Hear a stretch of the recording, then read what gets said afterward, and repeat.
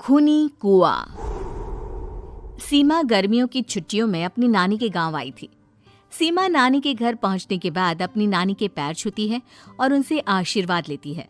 तभी उसकी नानी उससे कहती है, इतनी बड़ी हो गई मेरी सीमा, चल जल्दी से हाथ मुंह धो ले, मैं तेरे लिए खाना लगा देती हूँ। भूख लगी होगी ना? हाँ नानी, भूख तो लग रही है मुझे, आपके हाथ के बने हुए पीले दाल और चावल खाने की। कितना टाइम हो गया है मुझे आपके हाथ का बना हुआ दाल चावल खाए हुए। तू तो नौकरी में व्यस्त थी, तो तुझे कहाँ से टाइम मिलेगा अपनी नानी के लिए? और जब इतने टाइम बाद आई है तो ज्यादा टाइम के लिए रुक कर जाएगी तू। हाँ नानी, इस बार पूरे 2 महीने के लिए आई हूँ। सीमा की नानी अंदर जाकर उसके लिए खाना बनाने लगती है। सीमा कमरे में अकेली होती है, तभी उसे किसी औरत के रोने की आवाज सुनाई देती है। वो कभी खिड़की से बाहर झांकती है तो कभी दरवाजे से बाहर झांकती है। उसे समझ में नहीं आ रहा होता है कि आखिर रो कौन रहा है। तभी नानी खाना लेकर आ जाती है। वो अपनी नानी से कहती है, नानी, कोई औरत रो रही है क्या? मैं जब से यहाँ आई हूँ तब से मुझे यहाँ किसी औरत की रोने की आवाज आ रही है। हे भगवान, कहीं ये वही तो नहीं? बोलो ना नानी। अरे कोई नहीं रो रहा, ये तेरे मन का वहम है। और तू ना अब खाना खा ले, ज्यादा यहाँ वहाँ की बातों में ध्यान मत दिया कर।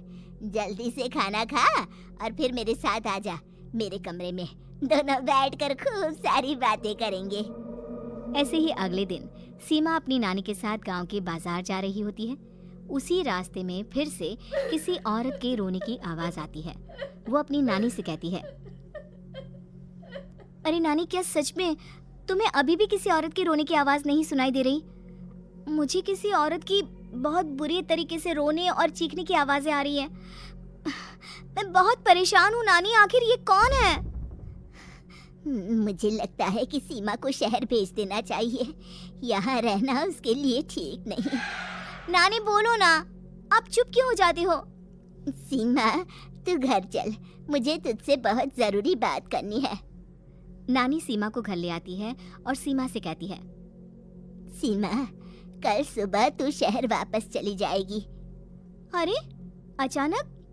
आखिर क्या बात है नानी, आप मुझे ऐसे जाने को क्यों कह रही हो? मैं बस जो कह रही हूँ उस पर ध्यान दे। तू कल सुबह यहाँ से चली जाएगी, और ये बात मैं कोई मजाक में नहीं बोल रही। तू कल जाएगी तो मतलब जाएगी। अरे नानी, चली जाऊंगी मैं, ठीक है, पर आखिर बात क्या है ये तो बता दो।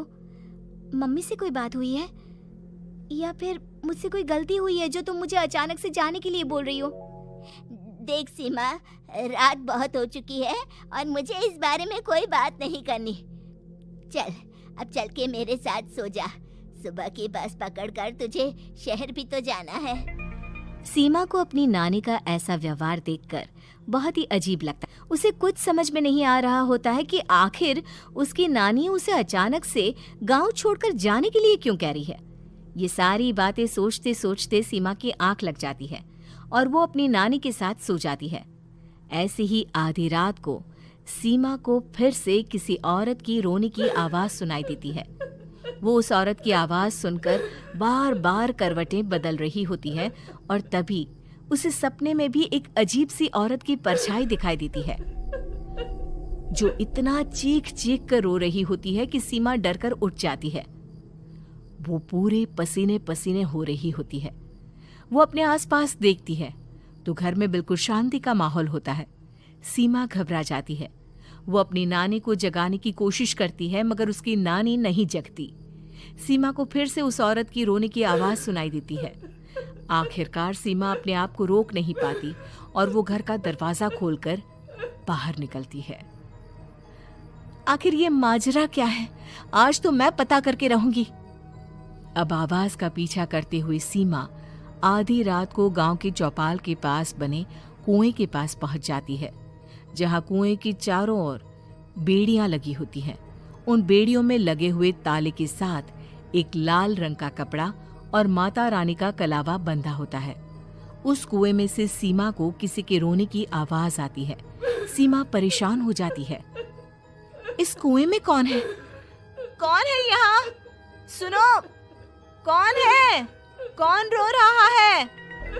वो चिल्ला चिल्ला कर पूछती है और साथ ही लोगों को जगाने की कोशिश करती है, मगर किसी को भी उसकी आवाज सुनाई नहीं देती। अब सीमा खुद उस कुएं के पास की बेड़ियों और तालों को खोलने की कोशिश करती है और किसी तरह कुछ देर की मशक्कत के बाद सीमा उसको खोल भी देती है। और जैसे ही वो कुआं खोलकर उसके अंदर झांकती है, सीमा उस कुएं में गिर जाती है। इतने में उसकी नानी की नींद भी खुल जाती है और सीमा को पास ना देखकर नानी परेशान हो जाती है।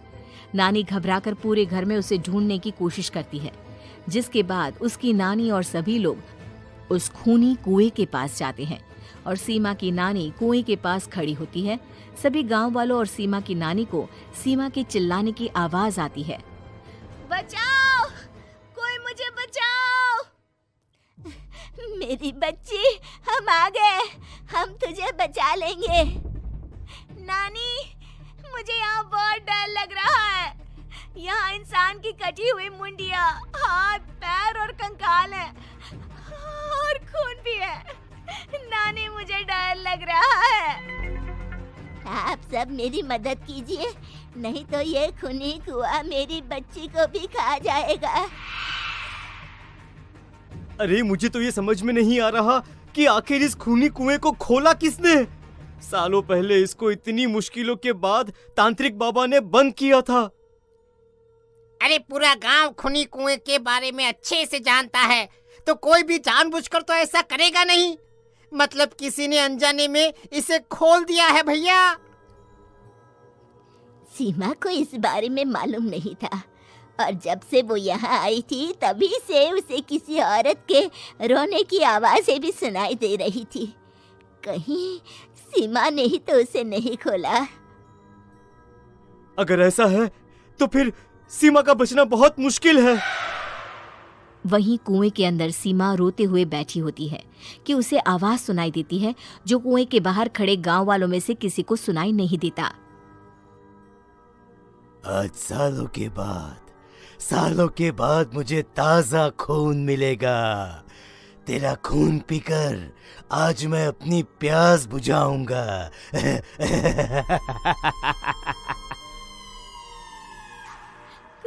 कौन है? मत मारो प्लीज, मुझे जाने दो प्लीज। मैंने किसी का क्या बिगाड़ा है? वो तुझे मरने के बाद पता चल ही जाएगा। जितने में गांव वाले और सीमा की नानी कुछ सोच पाते, उतने में उन्हें सीमा के चिल्लाने की आवाज आती है और अगले ही पल सब शांत हो जाता है। क्या हुआ? सीमा, मेरी बेटी। माफ करना बहन, लेकिन अब सीमा वापस नहीं आएगी। हमें एक बार फिर से कुएं को बंद करना होगा। गांव वाले तभी तांत्रिक को बुला कर लाते हैं।